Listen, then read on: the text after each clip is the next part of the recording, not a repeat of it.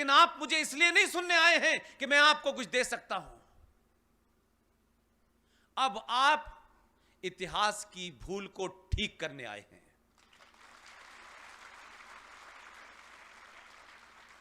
इसलिए आपके संविधान में 20 ऐसे फ्रॉड किए गए, दिन की रोशनी में किए गए। आप बोले नहीं, आपने सवाल नहीं उठाया। और हमारा समाज मर्यादा पुरुषोत्तम राम के बारे में सवाल उठा सकता है, माता सीता के बारे में सवाल उठा सकता है। और हमारा स्वार्थ समाज, आपको एक घटना बताऊंगा तो आपको ताज्जुब लगेगा। और तब मुझे लगता है कि जो हमारा हश्र हुआ है वो किसी इसलिए नहीं कि दुश्मन मजबूत था, इसलिए कि नहीं हम स्वार्थी थे। दिल्ली यूनिवर्सिटी जो भारत की नाक है, भारत की सत्ता के नीचे है, वहां पे हर छोटी बड़ी घटना पूरे देश में जाती है। आपका सोना, आपका स्वार्थी होना और जो आपके दुश्मन थे उनके एजेंडे को वो पूरा कर रहे थे, इसलिए कभी इसकी चर्चा नहीं हुई। हम तो छोटी छोटी बात पर बड़ा सवाल खड़ा कर देते हैं।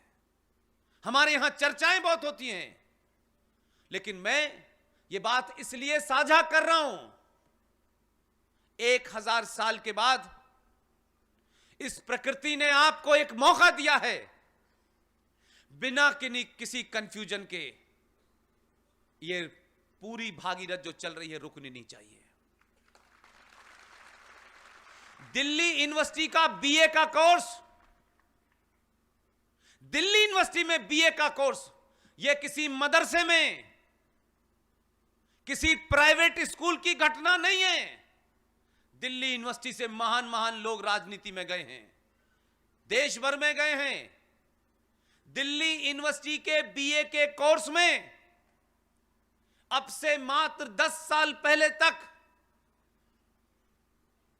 जो पढ़ाया जाता था वो सुन नहीं सकते आप, लेकिन उस बीए के कोर्स में 10 साल में कम से कम 10,000 सनातनी बच्चे पढ़ के निकले होंगे। लेकिन किसी ने अपने घर पे चर्चा नहीं की, किसी ने इस बात को इशू नहीं बनाया, क्योंकि हमें डिग्री चाहिए, डिग्री लेने के बाद सीईओ बनना है। इस देश की रक्षा तो कुछ गरीब गुरबों का काम है, वो ही करेंगे। बीए पास का कोर्स में दिल्ली यूनिवर्सिटी में पढ़ाया जाता था अधिकृत तौर पे। ना यूजीसी ने सवाल खड़ा किया, ना काले कोट के जज साल ने कभी सवाल पूछा। बीए पास के कोर्स में दिल्ली यूनिवर्सिटी में पढ़ाया जाता था कि माता सीता रावण की छींक से पैदा हुई थी, भगवान राम के भाई लक्ष्मण के सीता जी से नाजायज संबंध थे। यह आपके कोर्स में पढ़ाया जाता था दिल्ली में। अगर देश के किसी दूर दराज में पढ़ाया जाता तो समझ में आता है, पता नहीं चला।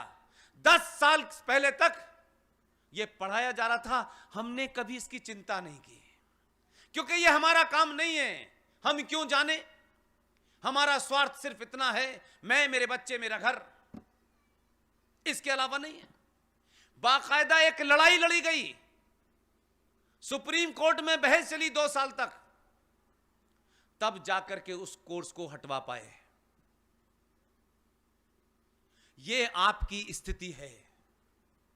और दूसरी तरफ क्या है, जो आपको चुनौती दे रहे हैं और आप उनकी चुनौती को स्वीकार नहीं कर पा रहे हैं, क्योंकि हम समझते हैं कि सारा काम सत्ताओं का होता है। केरल के अंदर एक साहब ने, एक प्रोफेसर ने सिर्फ इतनी ही बात उठाई कि प्रॉफिट मोहम्मद के बारे में कोई सवाल पूछा। टीजे जोसेफ नाम के प्रोफेसर ने सिर्फ सवाल पूछा था प्रॉफिट मोहम्मद के बारे में। सुबह सवाल पूछा, शाम को टीजे जोसेफ जो प्रोफेसर थे उनके दोनों हाथ कंधों से काट दिए गए। यह इसी भारत में हुआ है चंद साल पहले। उनकी पत्नी को सुसाइड करना पड़ा। इसलिए 1400 साल पहले जो तलवार लेके चले थे वो आज भी तलवार का इस्तेमाल कर रहे हैं। वो तलवार की बात करते हैं, आप भजनों की और अहिंसा की बात करने लगते हो। इसलिए हमारे पुरुषार्थ को खत्म करने के लिए हमारे नेताओं ने कहा अहिंसा परमो धर्म, और यही बात खत्म कर दी, अगली लाइन नहीं पढ़ाई जो स्वामी जी पढ़ा रहे हैं आपको। हमको ही सब कुछ सिखाया गया कि आप ही को ऐसा करना है, बाकी किसी को नहीं करना। हमने तो सेकुलरिज्म की इस पराकाष्ठा की कीमत दी कि हमारे भजन के अंदर इस देश के थोपे हुए राष्ट्रपिता ने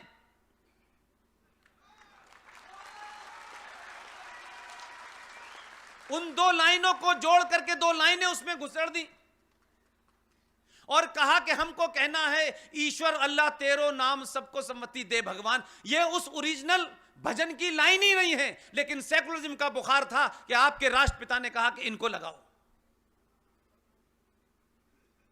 आपने पहचान छोड़ी, तिलक छोड़ा, चोटी छोड़ी, धोती छोड़ी, सब कुछ छोड़ दिया और आपके संविधान में वो धाराएं बना दी गई कि इस देश में मुसलमान हो, सिख हो, पारसी हो, जैन हो, बौद्ध हो, उनको अपने धर्म ग्रंथों का अध्ययन करने और कराने का अधिकार है,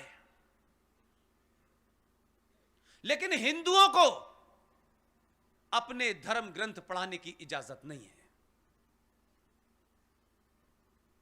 आपको यह भी नहीं पता, इससे आगे एक और बात है। आपसे कहा गया कि आप अपने मंदिर पे, वो केरल हो, महाकाल हो, काशी हो, मथुरा हो, जो भी चढ़ावा आप अपने भगवान के ऊपर चढ़ाते हैं, 10 पैसे से लेकर के 10 लाख रुपए तक, एक पुराने कानून का हवाला देकर के आपकी मंदिरों पे जो चढ़ने वाला पैसा होता है उसका 90% पैसा सरकार के खाते में जाता है। और आप लोगों को यह बड़ी गलतफहमी है, हम जाने अनजाने में उस पुजारी को, उस मंदिर को चलाने वालों पे आरोप जड़ देते हैं। आप बहुत सारे मंदिरों में गए होंगे, उसमें लिखा होता है विशेष पूजा के 5000 रुपए, साधारण पूजा के इतने रुपए। यह उस पुजारी का कानून नहीं है। वो जो कलेक्टर साहब हैं, जो उस मंदिर के कस्टोडियन होते हैं, ये उनकी तरफ से पैसा ज्यादा कमाने के लिए लगाया जाता है। उस पुजारी का बेचारे का कोई दोष नहीं है। आर्टिकल 35 और 370 के बाद मैं इस यकीन पे और इस मुकाम पे पहुंच गया हूं कि सच सच बात तथ्यों के साथ, रेफरेंस के साथ इस समाज को अगर आप बता देंगे तो सत्ता किसी की भी आए, अच्छे अच्छे को मेजॉरिटी के सामने झुकना पड़ता है। आप गिनती में तो 90 करोड़ हैं, लेकिन आपने कभी 90 करोड़ होके सोचा नहीं। इसलिए बोनो ने इस देश में सत्ता चलाई। सनातन के इस देश में, आधुनिक भारत में, चाणक्य के देश में, तो आपने सत्ता पे ऐसे ऐसे लोगों को बिठाया कि भारत का विदेश मंत्री यूएनओ में बैठता है जाके, और जब उसका नंबर आता है कि भारत के बारे में कहने के लिए वो आए और अपनी बात रखे, वो उठ के जाता है और मंच पे पहुंचने के बाद टर्की का भाषण पढ़ने लगता है। आधा पढ़ने के बाद उसे ध्यान आता है कि ये मेरे देश का भाषण नहीं है।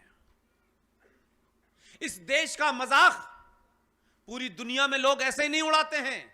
आपने बड़े बोनों को पैदा किया है। आप वही हैं, सिर्फ आपने अपने अंदर थोड़ी सी तब्दीली कर ली इस बार, और इस तब्दीली का असर यह है कि ईवीएम भी वही है, चुनाव भी 5 साल बाद आते हैं, और आप भी, रामलाल भी हैं, श्यामलाल भी हैं, यादव भी हैं, दलित हैं, पहली बार आपने अपने होने का एहसास किया। इसलिए जिसको चुना है आपने, मेरी निजी किसी के साथ कोई सम्मिलित नहीं है, मैं किसी की तारीफ या किसी के बारे में कोई नफा नुकसान देख के बात नहीं कहता, लेकिन हमें यह आदत डालनी चाहिए कि अगर किसी ने बड़ा काम किया है जो कोई कर नहीं पा रहा था, तो पूरी ताकत से उसकी तारीफ भी करनी चाहिए।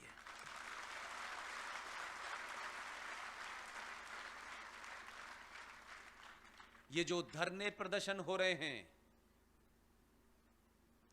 ये अभी लंबे चलने वाले हैं। इसके पीछे के मूल को समझिए। बहुत सारे लोग, जब भी मैं मंच पे आता हूं, कुछ ना कुछ मुझे सजेशन देते हैं। बहुत लोग कहते हैं घर वापसी पे बोलिए आप। सनातन के मानने वालों, जो घर से चला गया है उसे चले जाने दो, जिस दिन समझ में आ जाएगा बगैर बुलाए आ जाएगा।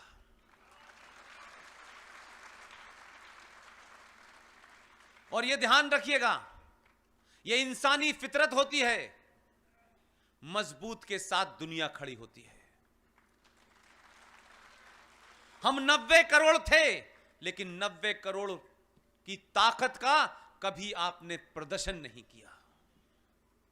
जिस दिन आपकी ताकत पूरी दुनिया देख लेगी, एक आध की बात तो छोड़ दीजिए कि कौन चला गया है, किसकी घर वापसी में चिंतित हैं। मैं कहता हूं कि आपने 70 सालों में ऐसे आदमी को भेजा है जो किसी व्यक्ति के घर वापसी में इंटरेस्टेड नहीं है, वो इस राष्ट्र की वापसी में लगा हुआ है।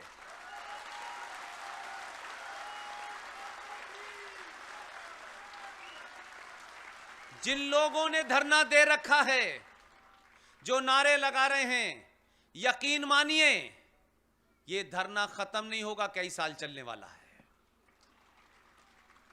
और मैं चाहता हूं ये धरने पे बैठे रहें, इसलिए कि इस वक्त 70 साल पहले जो गलतियां की गई थी, उन्हें बीच में से नहीं, 70 साल पहले से ठीक होना शुरू करेंगे हम।